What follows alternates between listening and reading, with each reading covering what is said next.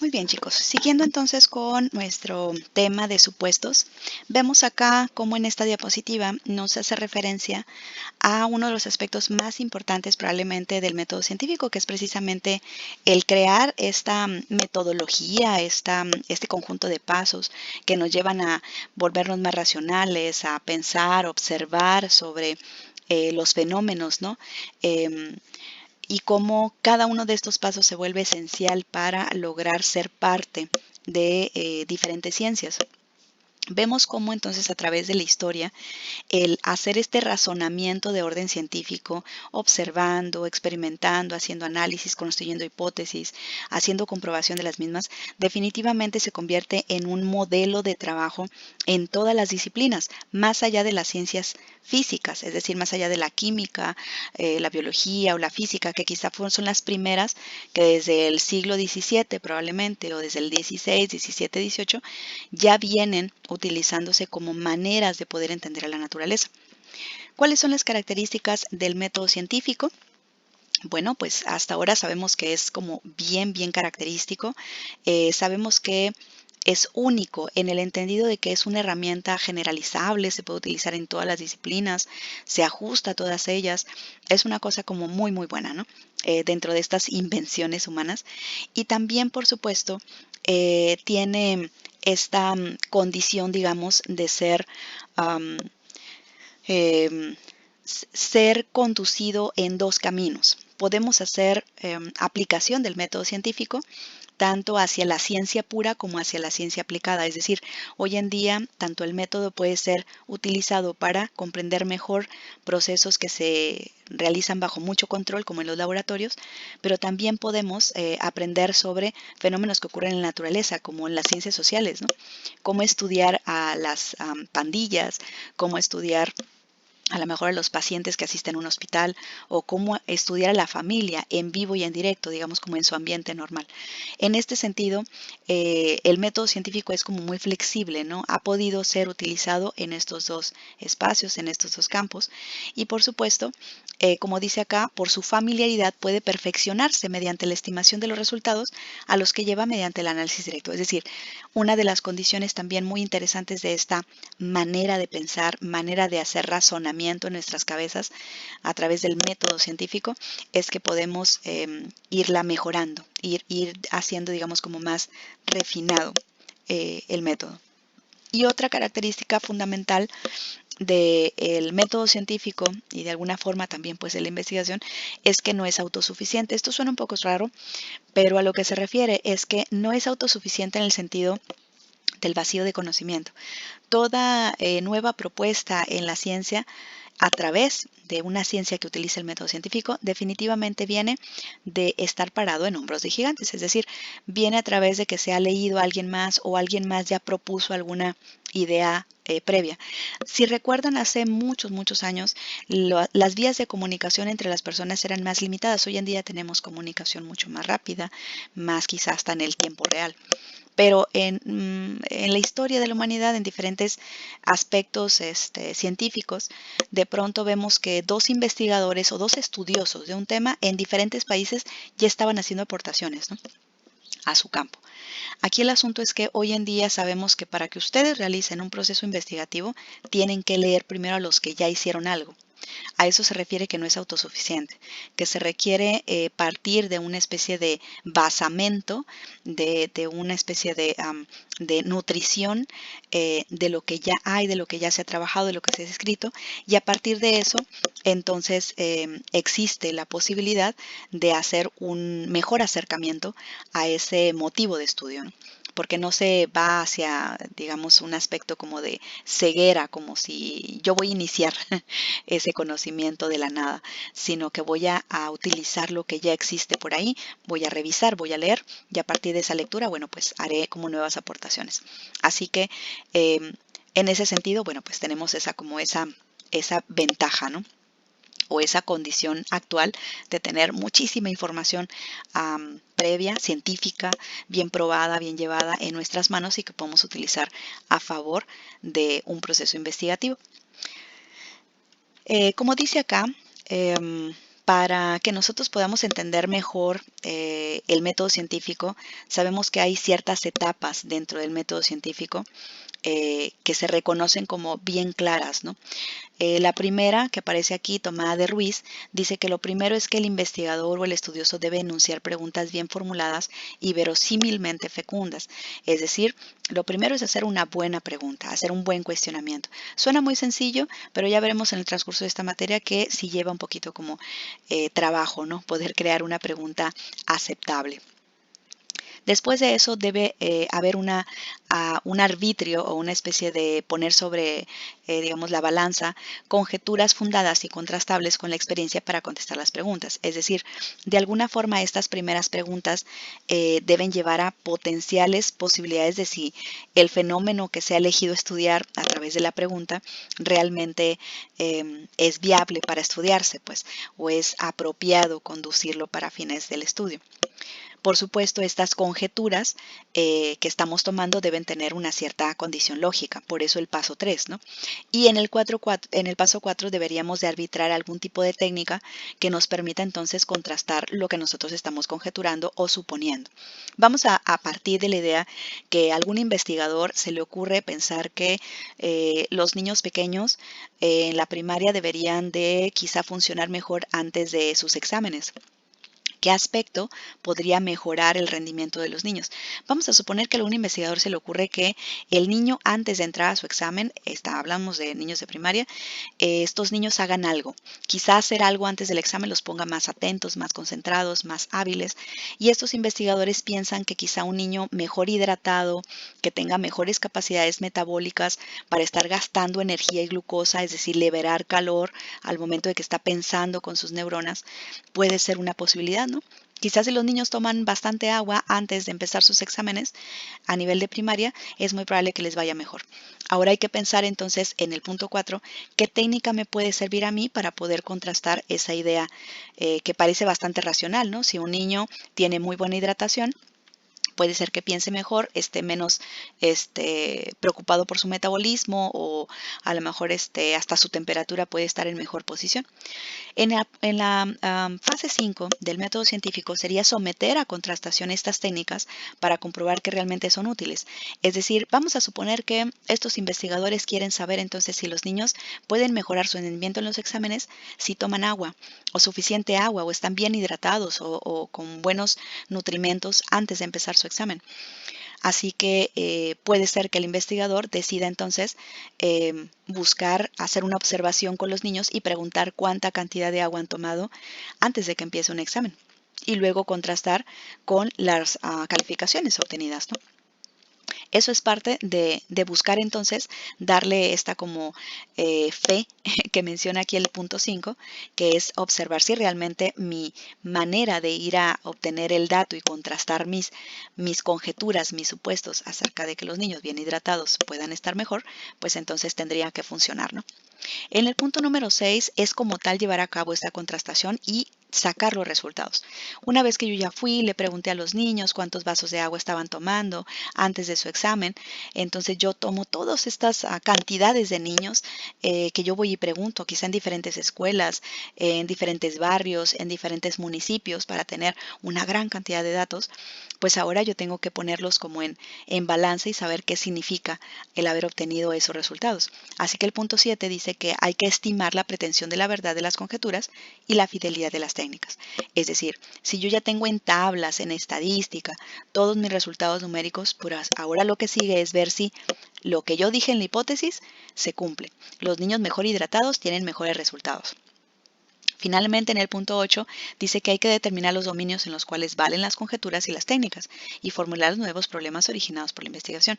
Este punto es muy interesante porque es como quizá el factor más esencial en el método científico. Ser honestos respecto a los datos que obtuve. Yo obtuve que apliqué mi cuestionario para investigar si los niños tomaban suficiente agua y resulta que encontré que sí, que los niños que tomaban agua antes de sus exámenes eran los niños que salían más brillantes, con mejores notas. Ahora bien, ¿esto sucede para todos los niños en todo el mundo o solo para esos niños? Esto sucede con qué tipo de agua. Agua corriente, agua enriquecida, agua yodada. Esto sucede cuando se toma el agua de qué forma.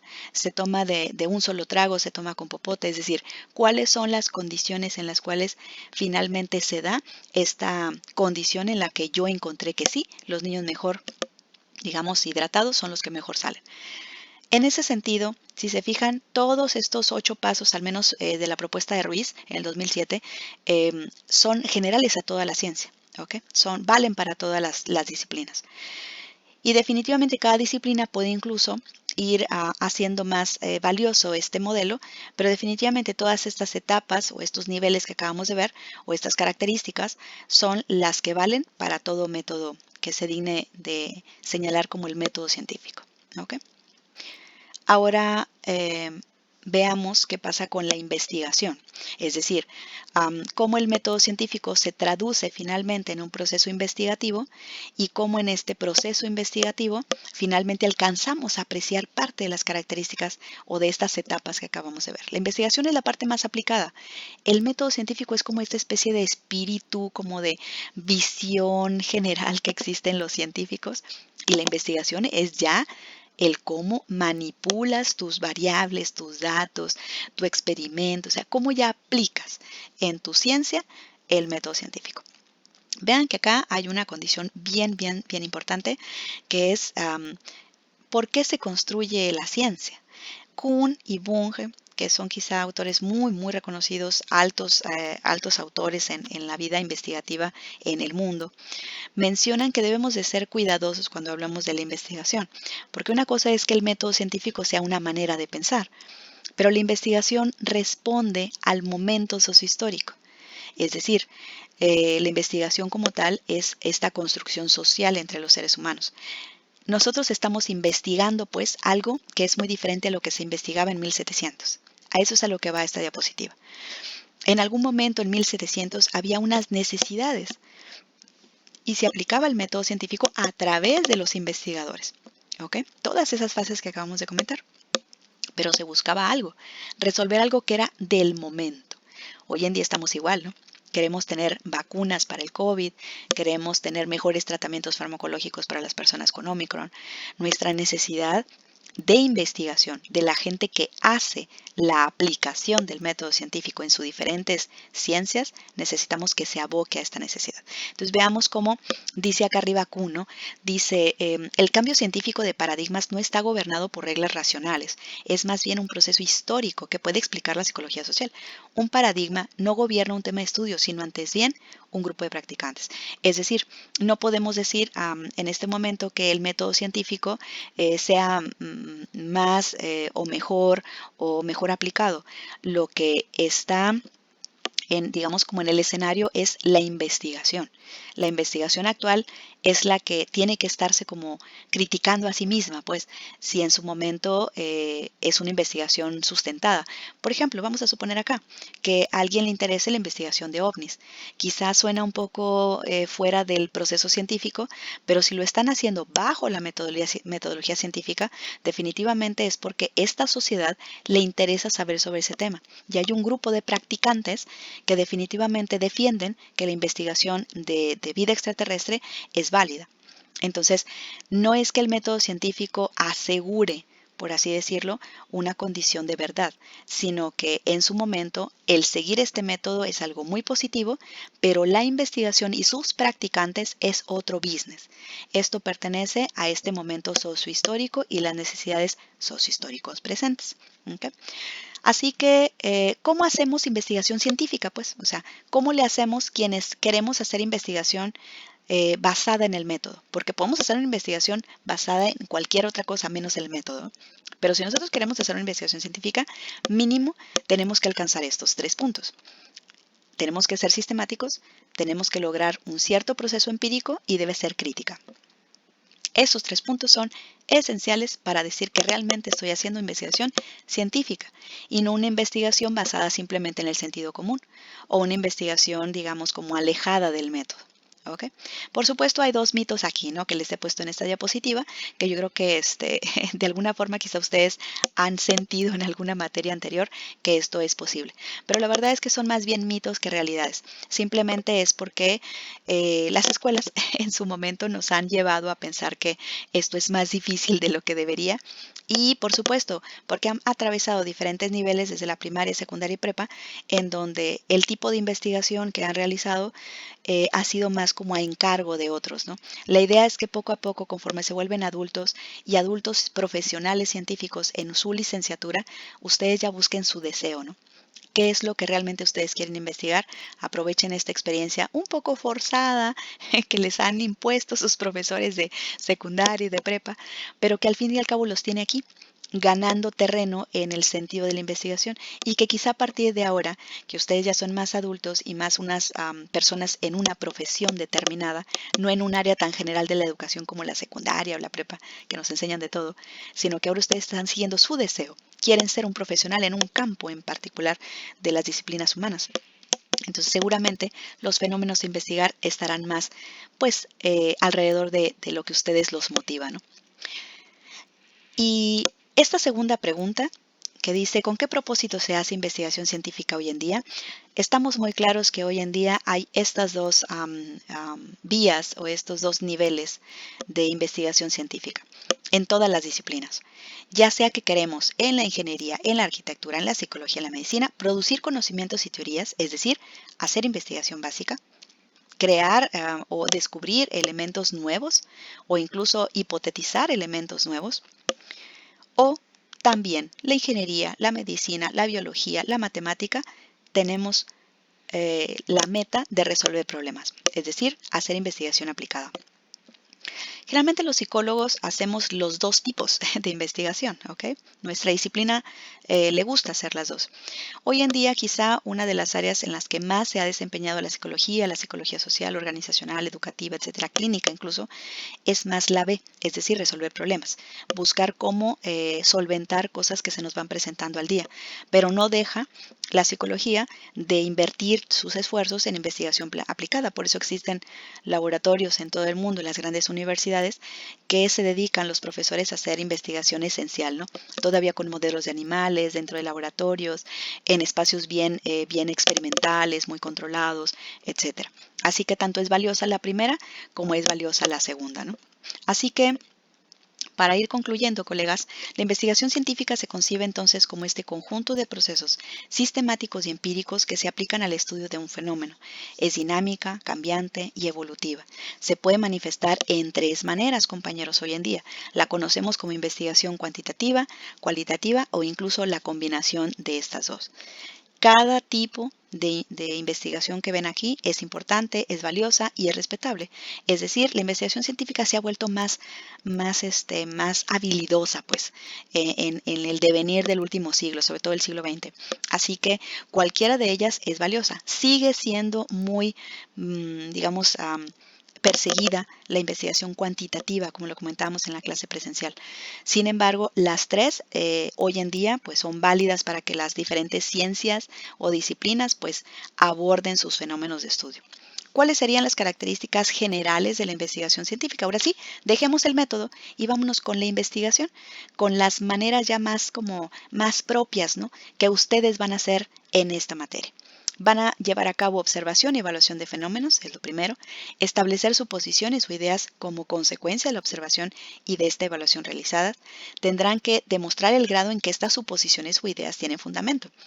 Tendrán que revisar tales suposiciones o ideas teniendo evidencias en las manos y haciendo análisis. Para eso siempre nos apoya la estadística. Y cuando ustedes ya tienen todo eso, habrá que proponer nuevas observaciones y evaluaciones para incluso esclarecer, modificar o fundamentar las ideas o incluso hasta para generar nuevas. En este caso, esta investigación que les he dicho en hipotético de ver que los niños tomen agua y saquen mejores calificaciones, es una investigación real. Se hizo, si no mal recuerdo, en Europa, particularmente en Inglaterra, y pues fue como motivo de burla entre la comunidad científica porque parecía que es como bastante irrisorio pensar pensar que el solo hecho de tomar agua te va a llevar a tener mejores condiciones en un examen. Así que después hubo, ya que sale este primer estudio en una revista, pues salen muchos investigadores a echarle tierra, ¿no? A estos investigadores. Está bien, es parte de lo que acepta la investigación científica. Mostrar un resultado y permitir que otros te critiquen para que puedan generarse mejores ideas. Esta es quizá la mejor forma que hemos encontrado en la humanidad de poder avanzar, entender la naturaleza, modificarla para nuestro beneficio. Por eso hoy en día tenemos iPads, hoy en día tenemos robots que hacen cirugías de mínima invasión, tenemos viajes al espacio, tenemos nuevas propuestas de marketing, cómo vender un producto, tenemos también nuevos edificios con nuevas condiciones para vivir o para habitar.